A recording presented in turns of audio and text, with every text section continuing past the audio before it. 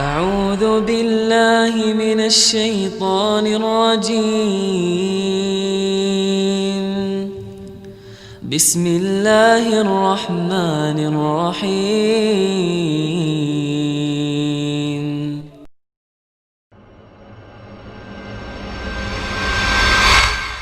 Kata Nabi SAW, Allah berfirman, kalau ada seorang hamba yang beristighfar, lalu dia buat dosa, dia istighfar lagi, dia buat dosa, dia istighfar lagi, maka Allah akan mengatakan, sesungguhnya dia tahu dia punya Tuhan yang selalu mengampuni, maka aku sudah memaafkannya. Juga ada seorang sahabat mengatakan, ya Rasulullah, kalau aku buat dosa, apa yang harus aku lakukan? Kata Nabi SAW, istighfar. Kata dia, kalau aku melakukannya lagi, kata Nabi SAW, istighfar. Terus saja orang itu mengulangi dan terus saja Nabi SAW mengatakan istighfar. Tapi teman-teman sekalian, kita harus menitikberatkan poin penting dalam masalah istighfar ini tentunya. Karena memang kita selalu pasti akan buat dosa ya. Tidak ada di antara kita yang tidak luput dari dosa teman-teman sekalian. Dengan tergantung orang itu melampaui batas atau dia hanya terjerumus pada keadaan-keadaan yang dia tidak bisa menghindar misalnya. Tapi dia harus sadar itu dosa. Nabi SAW sudah mengatakan itu dalam sebuah hadis yang sahih. Kullu ibn Adam khatta'un wa khairul khatta'in at-tawwabun. Semua Adam pasti berbuat dosa, tetapi sebaik-baik mereka adalah yang selalu atau banyak bertaubat. Dan taubat artinya dia berikrar kepada Allah tidak akan mengulanginya. Gitu kan. Di sini bukan kita mengatakan lakukanlah dosa lalu istighfar, dosalah istighfar, bukan itu yang dimaksud. Karena nanti akan kita jelaskan ada statement para ulama yang mengatakan kalau istighfar itu hanya boleh diikuti dengan lisan dan hati. Dan memang dia bertekad tidak mengulanginya. Kalau orang seperti ini, kemudian dia terjerumus dalam dosa satu waktu tanpa dia sengaja lagi, atau dalam kondisi tidak sadar, maka tetap Allah akan terima istighfarnya. Tapi kalau istighfar hanya permainan lisan, astagfirullah, tapi tetap saja masih dalam sesuatu yang haram, dengan tidak niat meninggalkannya, maka ini tentu saja istighfarnya itu butuh istighfar yang lain. Sebagaimana dijelaskan oleh para ulama. Saya jelaskan misalnya, atau ini penyampaian disampaikan oleh para ulama berhubungan dengan masalah itu.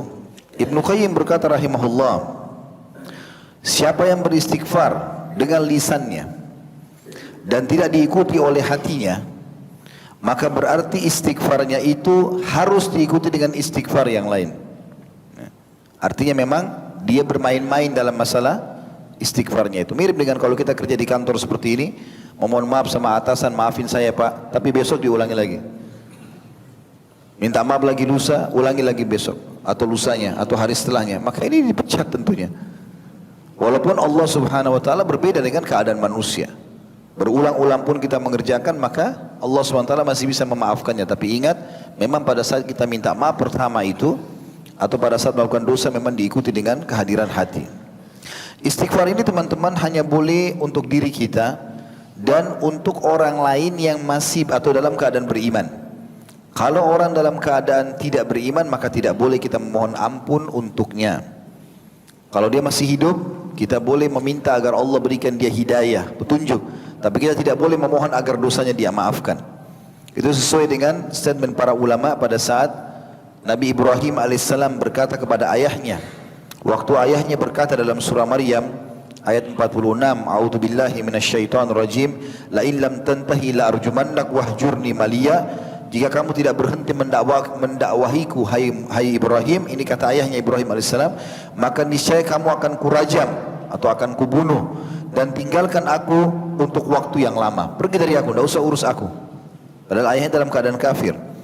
Maka setelah kata-kata ini keluar, Ibrahim alaihissalam menjawab dengan santun.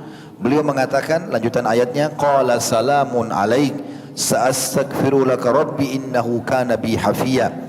Ibrahim berkata, semoga keselamatan dilimpahkan kepadamu wahai ayahku. Aku akan memohon ampun bagimu kepada Rabbku, sesungguhnya dia sangat baik kepadaku. Maryam ayat 47. Di sini Ibrahim alaihissalam memohon ampun atau akan memohon ampun untuk ayahnya yang dalam keadaan kafir, itu ditegur oleh Allah subhanahu wa ta'ala. Allah subhanahu wa ta'ala menyebutkan dalam surah At-Taubah ayat 114. Jadi setelah dia akan memohon ampun, maka Allah melarang dia memohon ampun untuk keluarganya atau ayahnya yang dalam keadaan kafir. Dan Allah mengingatkan setelah datang peringatan kepada Ibrahim, Ibrahim meninggalkan itu. Dalam firman-Nya At-Taubah 114, A'udzubillahi minasyaitonirrajim, "Wa ma kana istighfaru Ibrahim li abihi illa am mau'idatin wa'adaha iyyahu falamma tabayyana lahu annahu aduwwun lillahi tabarra'a min inna Ibrahim la'awwahun halim." Dan permintaan ampun dari Ibrahim kepada Allah untuk bapaknya tidak lain hanyalah karena suatu janji yang telah diikrarkannya kepada bapaknya itu. Maka tak kalah jelas bagi Ibrahim bahwa bapaknya itu adalah musuh Allah dalam keadaan kafir, maka Ibrahim berlepas diri darinya. Sesungguhnya Ibrahim adalah seseorang yang sangat lembut hatinya lagi penyantun. Juga tidak boleh memohon ampun bagi orang-orang musyrik, ya. Sama kafir musyrik, tapi orang musyrik ini sebenarnya mereka beriman sama Allah tapi masih menyekutukan Allah Subhanahu wa taala. Sebagaimana Allah mengingatkan Nabi-Nya Muhammad sallallahu alaihi wasallam di dalam firman-Nya surah At-Taubah 113. A'udzu billahi minasyaitonir rajim. Ma kana lin nabiyyin walladzina amanu ma kana lin nabiyyin walladzina amanu ay yastaghfiru lil musyrikeen walau kanu uli qurba min ba'di ma tabayyana lahum annahum ashabul jahim.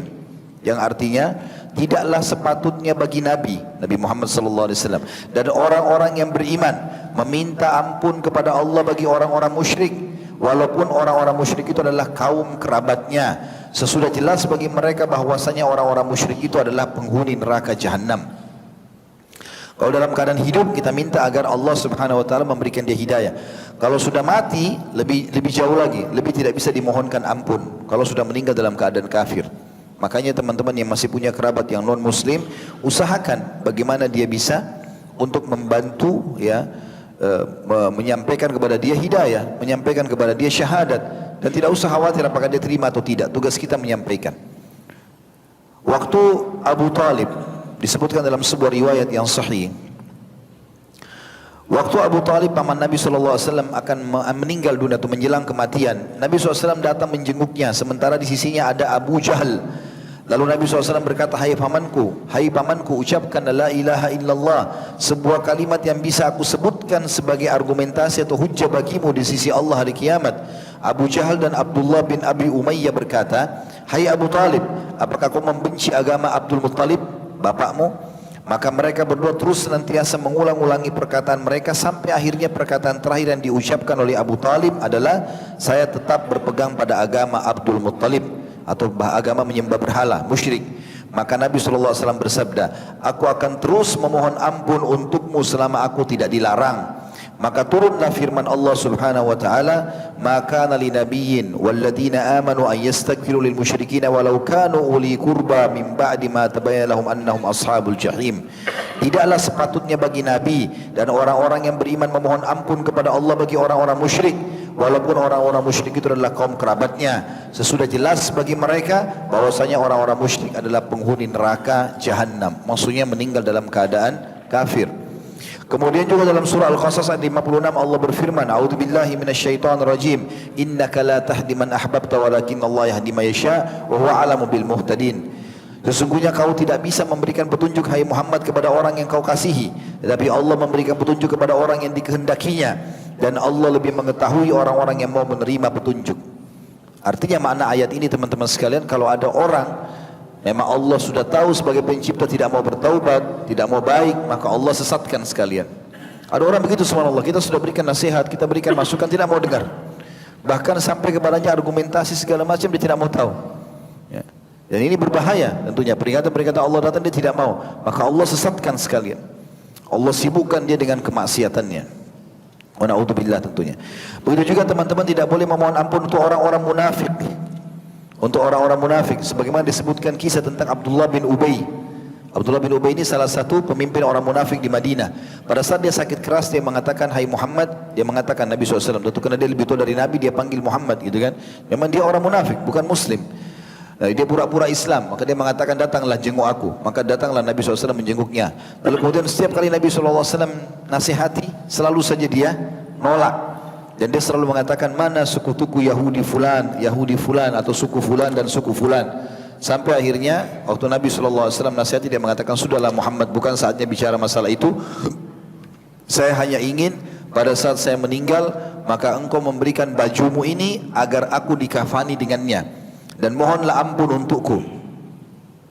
Maka Nabi SAW mengatakan, baiklah, aku akan lakukan gitu kan. Ternyata setelah Nabi SAW keluar, beberapa saat meninggallah Abdullah bin Ubay ini. Anaknya, Abdullah ini ada anak dia namanya Abdullah juga. Sampai diberikan julukan Abdullah si ayah munafik dan Abdullah si anak si mukmin. Orang beriman anaknya dan sangat kuat imannya. Datang kepada Nabi SAW mengatakan, ya Rasulullah, sesungguhnya aku meminta pakaian anda untuk mengkafani ayahku. Dan aku juga mohon agar anda memohon ampun untuknya. Maka Nabi SAW mengatakan, baiklah, aku akan melakukannya. Dan bawalah jenazah ayahmu untuk aku solati di masjidku ini.